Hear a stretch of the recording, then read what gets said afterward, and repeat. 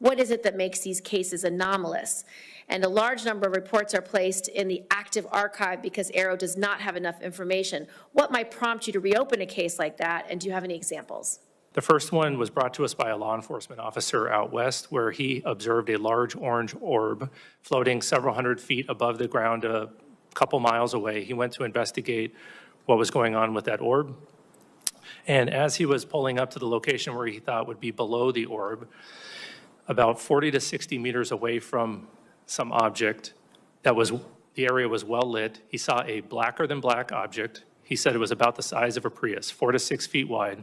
And as he got 40 to 60 meters away from the object, it tilted up about 45 degrees, and then it shot up vertically.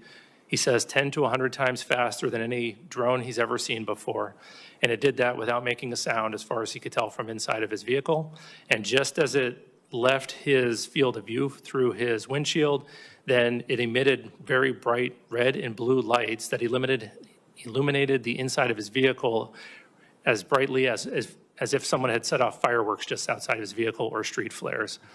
So that's anomalous because of the size of the vehicle with the great acceleration. And when he came back to investigate that area, he found no disturbance of the ground beneath it. So that's one interesting one. Another one comes to us from Southeast US. There was a US facility where 2 cars of government contractors were leaving the facility around 9 o'clock in the morning. They looked up in the sky and saw a large metallic cylinder about the size of a commercial airplane, and it was stationary. They observed that there was a very bright white light behind or around the object. They saw it stationary for 15 to 20 seconds, and then it disappeared. Obviously, an object that large, stationary, unless it's a blimp, is unusual, but then disappearing, we can't explain how that would happen.